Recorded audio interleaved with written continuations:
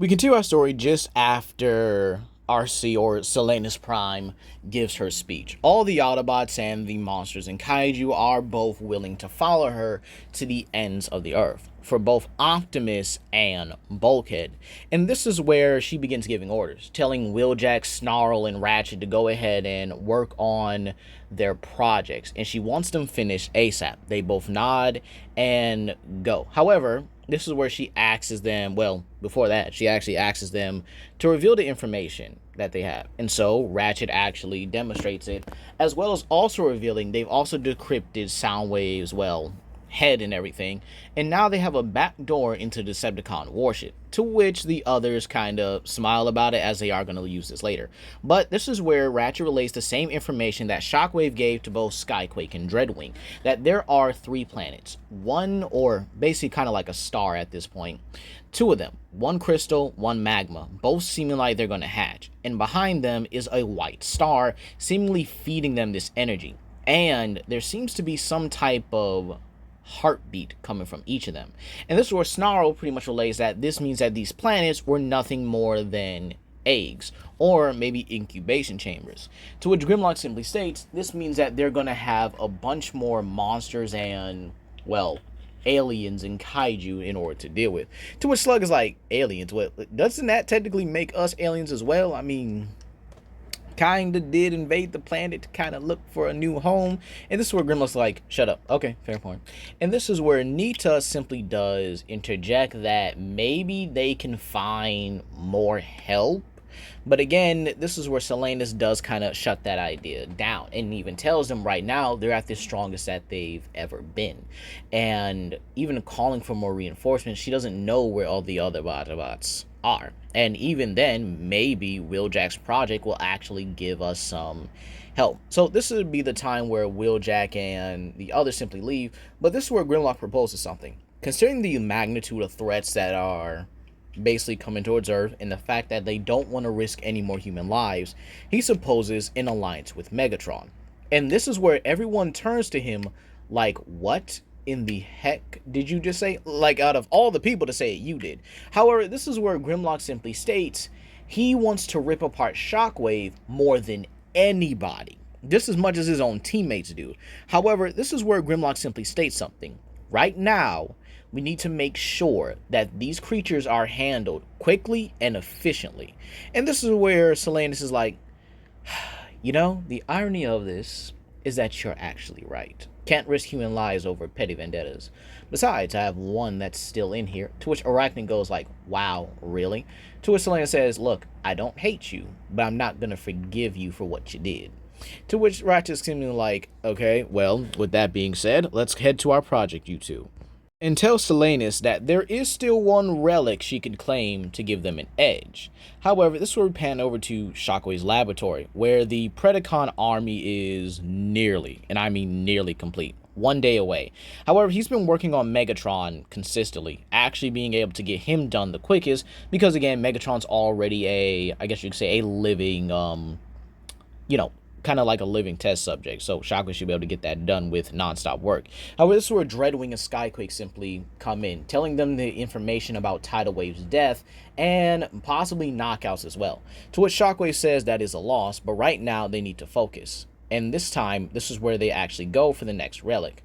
And this is where we see Hardshell, Vex, and Swift being the ones to go for the Star Saber, while Grimlock, Slug, and Sludge go with Selena's Prime to actually claim it. This is where Grimlock and the rest of the monster bots, or the 2 with him, actually engage against the monster cons. And well, or the kaiju cons, excuse me, and they actually get into a titanic battle. Vex actually tries to use his Varan form to actually fly around, but Baragon, or Slug here, is actually able to utilize his fire breath to actually keep him at bay, then burrows underground as Vex tries to swoop in and grab him. Then he pounces up and uses a fire breath to his back, sending Vex into the ground, keeping him grounded just long enough for Slug to get in that spear, and then, now that he's close, he can actually overpower him. This is where we then pan over to Swift the Titanosaur and Sludge, both of them having a long and dragged out brawl to the point where it gets to their beast forms, and well, Sludge overtakes him by basically doing a roll out volley. Despite the concussive blast, his armor and durability are just way too high for it, and he starts basically overpowering Vex with the amount of Thunderball rollouts he has. Meanwhile, Grimlock engages Hardshell in a brutal, and I mean brutal, collision.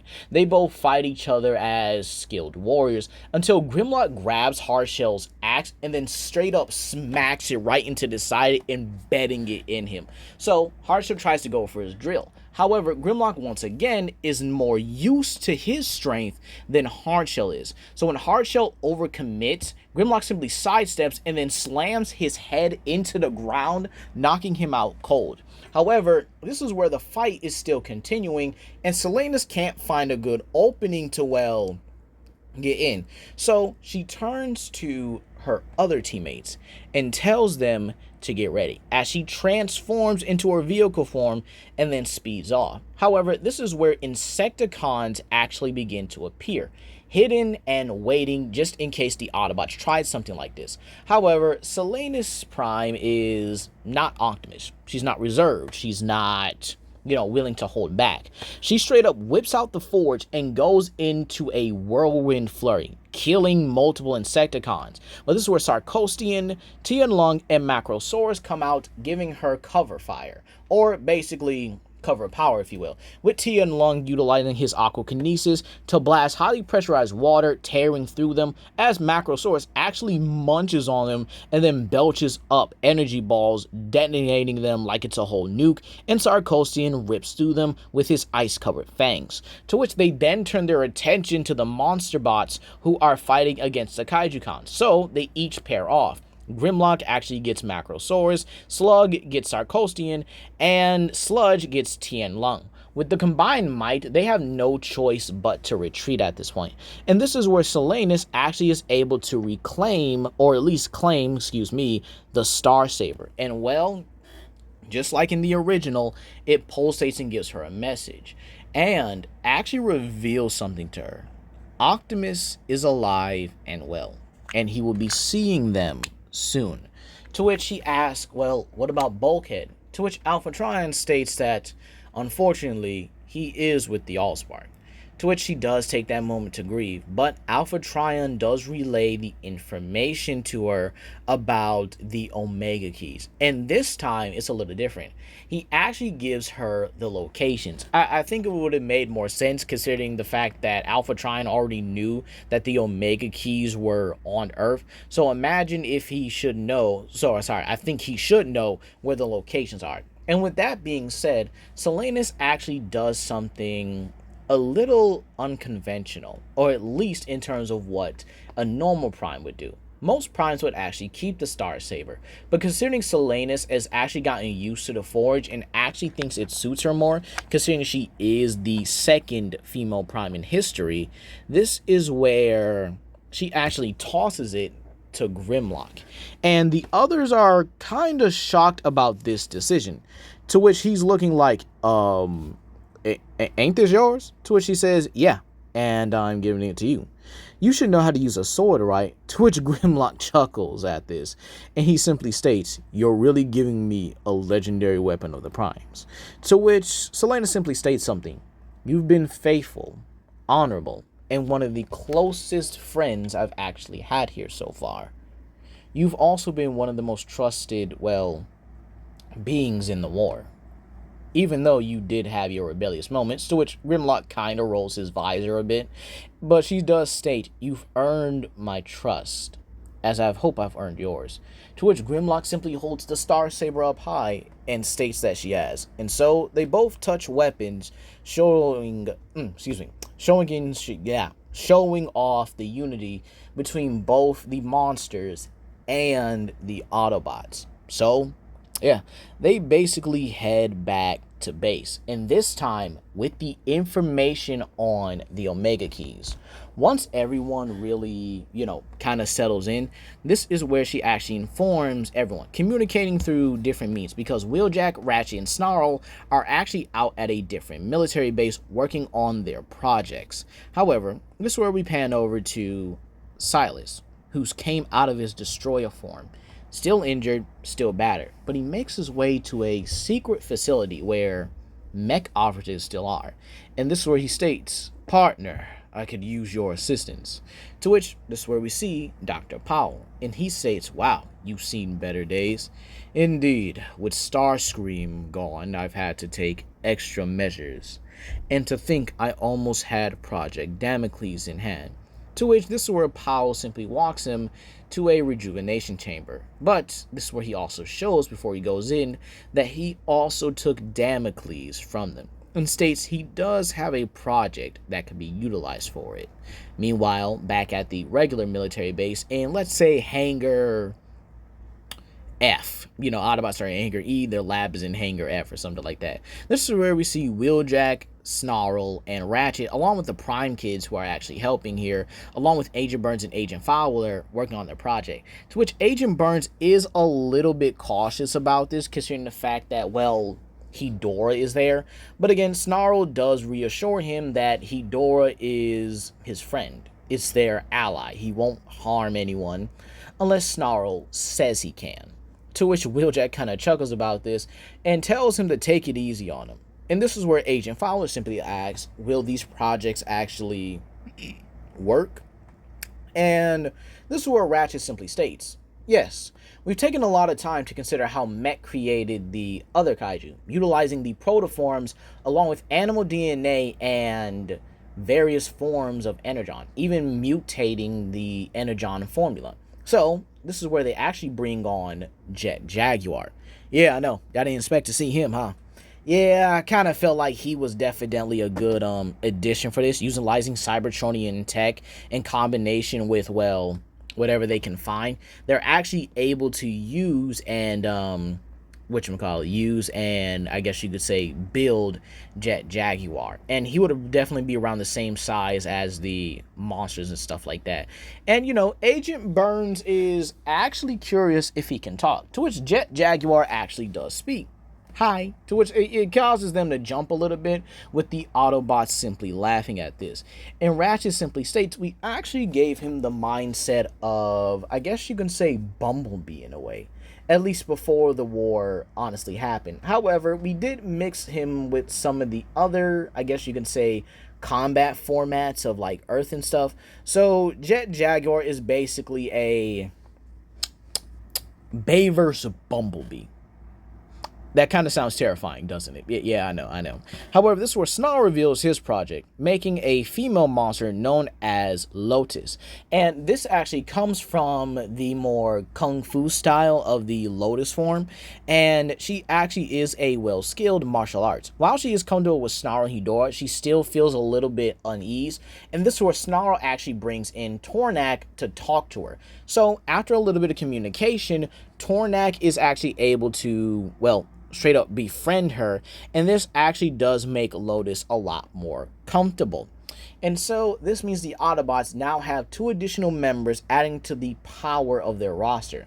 But now we have to go to Shockwave, who is in his laboratory, and he simply states, finally you have awakened, and walks into a chamber and simply asks Megatron how does he feel. And this is where we see him. Megatron, fused with the essence of Predaking's previous form. No 3 heads, but a simple dragon, more powerful than ever. And this is where Megatron simply notes that he feels great, better, stronger, but he feels like he needs something. He needs an edge.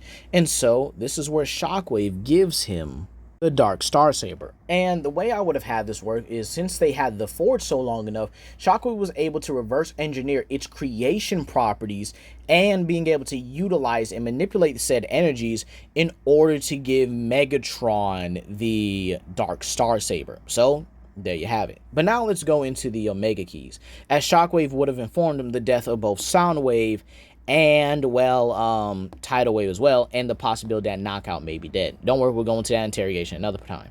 So this is where we actually get the Key Saga. And I'm actually going to keep it brief because, woof, it is not going to go well. The first key is actually claimed by the Autobots. Bumblebee and Quick Shadow, or Shadow Strike, oh no, Quick Shadow, excuse me, are going against Breakdown and Heartshield. However, Quick Shadow is able to use the fact that Knockout and Breakdown do care for each other to her advantage, actually stating that Knockout can live as long as they get the key. This means Breakdown is a little uneasy about this situation, but this does mean the Autobots can claim the key, and Quick Shadow uses the phase shifter to phase Hardshell into the wall, leaving him in the same state that he was with Knockout. Second key found almost immediately, because we're going to have the second way, is that Smokescreen actually is the key. So when Quick Shadow gets back, gives him the phase shifter, and Smokescreen takes it out. The next key is, well, not going well either. Lotus and Jaguar have both been deployed against Starscream and Skyquake, and the fight is not good. Starscream's not a good combatant, and this allows him to not only get overpowered, but he gets captured again. This time, however, Jaguar breaks both of his arms and twists his legs so that he can't do anything ever again. And Lotus manages to knock out Skyquake with her skills, and, well, they secure the key. But now let's go into the final key. This is where Megatron simply has it, and he's waiting for it. He wants this. He wants this battle. And so he's surrounded by Silanus, Slug, Tornak, Grimlock with the Star Saber, Nita, and Arachnid. And so this titanic battle begins, with them quickly realizing that Megatron is a beast, a monster, and believe it or not, he's stronger than Grimlock, which does piss the Dinobot off. However, Grimlock, throughout the entire exchange, while they're getting thrashed around in their beast forms and everything, he tells Slug, "You see what I'm seeing?" To which Slug says, "Yeah." And Silanus says, "You guys need an opening?" To which they state, "Mm-hmm." And he tells Arachnid to prepare her venom, to which Arachnid transforms to a Killmonger form and gets ready. This is where Grimlock and Slug both turn into their beast forms and tell Tornak and Nita to follow their lead, while Silanus actually channels the power of, well, creation through the Forge. And this is going to be her prime ability. Silanus Prime's power was over creation, being able to pound anything into existence. No diddy. However, what if we took that power a step further? Silanus Prime's, hammer could also conjure lightning. So what if RC was able to bend this to her will, being able to utilize I guess you could say, sort of a Thor-like ability. And this is where she conjures a powerful storm and tells them, let her know when they're ready. So this is where they test it out. Grimlock actually rams into Megatron while, Megatron's in his dragon form, and he gets exactly the information he needs. And Slug follows suit, digging beneath Megatron's feet, causing him to collapse into the ground, while Grimlock comes from the top rope and double stumps on Megatron's back. This allows Tornak to freeze him, and then Nita picking up the frozen Megatron with her telekinesis and throwing him into the wall. Keep in mind, at this time, they successfully claimed the key, but now they're really seeing how flawed Megatron is. He's not used to his beast form. He kind of pulled a Frieza, rushing out to test his might. While yes, he did overpower everyone, he's still not used to this form. Even with the Dark Star Saber, Grimlock actually manages to counter it by slashing through the energy. Keep in mind, he's like 100 times stronger than like a base form Optimus at that point, so it really shouldn't be a problem. And this is where Grimlock simply engages with Megatron in a bot-to-bot form, clashing the Dark Star Saber with the Star Saber. However, considering Megatron's is more powered and Grimlock's isn't, Grimlock knows he can't keep the Star Saber, that close to that blade. So clashes are brief, with Grimlock utilizing not only skill, but the fact that he knows how to throw his weight around better to actually get the upper hand on Megatron, and this actually allows him to basically repeat history and cut Megatron's arm off, this time with the blade. And Megatron's like, dang it, again? To which he's like, yeah, better get used to that. And so this is where Arachnid actually takes that opening and actually pounces on Megatron. But before Megatron can grab her, Nita holds him in place and Tornak freezes his legs so that he cannot move. And this allows Arachnid to actually bite down on the ripped off arm area and inject Megatron with a paralyzing dosage. Not a killing dosage, paralyzing. And so Megatron falls to the ground in a state of living death. And this is where they simply state, so, Megatron, we have a deal for you. We'll give you the cure if we have a I guess you could say, aggression pact for the time being. You know what's coming, and you also know what we're capable of. You lost because of your arrogance and confidence. Keep in mind, this is where Slug simply tosses the arm right on top of him and simply states, you could have been better. But again, you lost because of your own ego, your own pride, your own selfishness. And now look at you. Beaten and defeated on the floor. Again. And without an arm. Again. And so this is where Megatron simply muffles, fine.